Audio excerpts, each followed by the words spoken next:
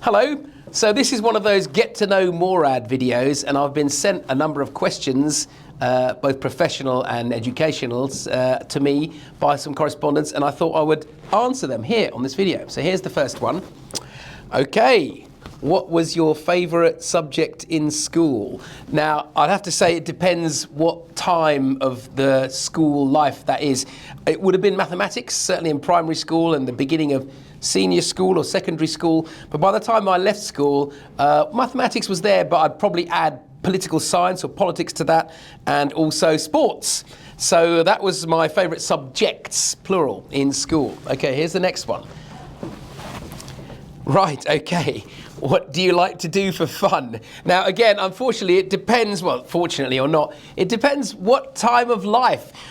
These days, as I'm getting on a bit, probably I'd just like to sit on the sofa and watch TV, but that's not a very great answer. What I'd like to do for fun in the past would have included playing sports, hanging out with my chums, nowadays hanging out with my family. I love playing sports with my family, with my two children. So today, it's slightly different to what it might have been, say, 10 or 15 or 20 years ago, but that's probably a good thing. I have to maintain a little bit of physical fitness, so that includes the gym, but I'm not sure the gym is fun. That's more like a chore, really. But includes playing football, both with the club, with my children, hanging out with the family, my wife and kids, and I can't deny also sitting on the sofa watching TV. Okay, right, next question. Okay, here's a good one. What has been your favourite job? Now, there's two equal favourites there in my career. There's two equal favourites. The first would have been the 5 odd years I spent at Horgavet Securities in the 90s, the early to the mid, just after the mid-90s, when I was a gilt-edge market maker, money markets trader and bond trader, government bond trader at Horgavet Securities. And the reason that's right up there at the top is because the team was such a lovely place to work. The boss there, the legendary Sean Bagley, he put together a team of great people, and it was technically challenging. We were in interest rate markets, but it was just a lovely atmosphere. He was the perfect boss, and I will never forget my time at Horgavet Securities. That was fantastic. In the 21st century, I also spent 5 years at what was KBC Bank's investment bank. It was called KBC Financial Products. I set up and ran the treasury function for KBC Financial Products, and that was also an interesting job at a time when the markets were an interesting place to be. And I left KBC Financial Products a few months before the Lehman's crash, so probably some good timing there on my part. Okay, next, so two favourite jobs there. Next question. Oh, well, yes. Did you always want to be a banker? I have to be honest, no. If you'd asked me when I was 18 what I wanted to be, I probably would have said, well, there's no probably about it. I would have said, I quite like the idea of being a cricketer, professional cricketer, or I quite like the idea of being a professional musician. Now, when I say a musician, I don't mean a classically trained one. I mean one playing in a rock band. Unfortunately for me, I had quite possibly neither the talent, but definitely not the luck to get on the pathway for either of those. So I ended up in banking from university. Why that? Because my father had suggested I go for a degree in banking and finance. I didn't get that place at university. Actually, I ended up doing a degree in economics, but he had always steered me in the direction of the City of London. I'm not quite sure why, because his career background was in aviation. So I didn't always want to be a banker, that's true, but once having got onto that path and discovered some interest and enjoyment and aptitude for that, I guess I've always stayed on it, and here I still am. Okay, right, next question. These are great cards, these, aren't they? What's your favourite childhood memory? What's your favourite childhood memory? I am privileged and blessed by God that I have lots of lovely childhood memories. If I had to pick one, it would have to be the time when my father was working in Kuwait. He was a flight engineer for Kuwait Airways, and it was in the early 70s. And I remember I have lots of fond memories of being on the beach and swimming in the Arabian Gulf in what was then Salmiya. It's still Salmiya in Kuwait. And with the family, I would have been maybe 5, 6, 7 years old. And that's a fantastic childhood memory for me in the early 70s, early to the mid 70s. Right, next question. Okay, what is the most important lesson you've learnt in your career? If I had to pick one, I would have to say be true to yourself.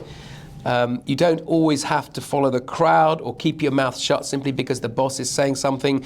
Later on, if you are like me, you will find that you have regretted that. I would say the most important lesson is to be true to yourself, and if that has consequences, then that's fair enough, take them. By that I mean stand for what you believe in, demonstrate moral courage, and do the best job you can, but always be true to yourself. Don't be someone that you're not, and always be the person you are. And if that doesn't work out, that's life. If it does work out, great. So, but most important lesson for me is I must always be true to myself, stand up for what I believe in, and at the same time working hard to deliver good work. But that would be the most important lesson that I've learned over many years in my career. Next. Okay, right. Do you prefer academia or industry? Well, I like both sides. I like sides of both. I've always been working in the banking sector. So that's industry. That's the financial markets sector that I've always worked in since I left university. But one or two of you may know that I've always had a side association with academia, visiting affiliations and professorships at different universities, and also a publishing record in academic journals. I would say that both of them have their strengths, and both sides can learn from each other. Practitioners in industry could learn something from the robust approach, the disciplined approach to analysis and assessment that one learns from being in academia, whether it's undertaking a doctoral research program or writing papers that are published in peer-reviewed journals.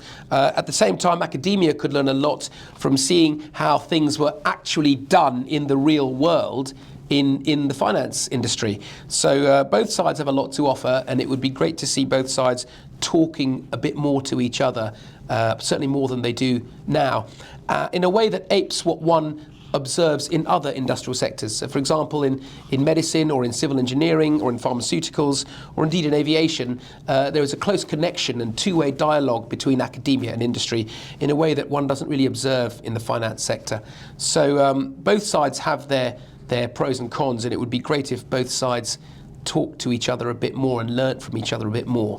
So in that respect, I wouldn't prefer one over the other. Okay, and here is the last one. Oh gosh, my correspondent has left the best for last. If you could go back and give your 18-year-old self one piece of advice, what would it be? I'm actually going to modify that and make it maybe 2 or 3 bits of advice. If I had to give one, it would be this: don't sweat the small stuff. Okay, we've got a long career ahead of us, hopefully. We've got a long life in front of us, hopefully, inshallah. We've got much to look forward to. Don't sweat the small stuff. There is no point or value in being stressed about what ultimately are shown to be minor things or trivial things. It's a long journey we're on. It's a marathon, not a sprint. So I would suggest don't sweat the small stuff. I would also add to that, be disciplined. If one is going to achieve anything in life, one has to put in a shift, as they say at Newdigate Football Club. One has got to put in one's shift. One's got to work hard. That requires discipline, self-motivation. So I would also say, acquire that self-motivation as soon as possible. If you're 18, obviously it's better to acquire it at 18 than 25, but if you've acquired it by 25 rather than 35, that's also a good thing. So discipline and acquiring that self-motivation is something that I would give my 18-year-old self as a piece of advice as well. But I'd start, as I said, by saying don't sweat the small stuff. We all make mistakes, we all make wrong decisions, we all exercise our judgment. Sometimes the judgment is the right one, sometimes it's not the right one. And it's all a learning process. So learn from that learning process and don't sweat the small stuff, but also exercise discipline and self-motivation, because you are your biggest fan and backer. If you don't have belief and confidence in yourself, no one else is going to. So back yourself, don't sweat the small stuff, and be disciplined in achieving your goal, which requires hard work. Put in a shift. Great, thank you. That's the last of the questions. Thank you for watching. I will see you soon. Bye-bye.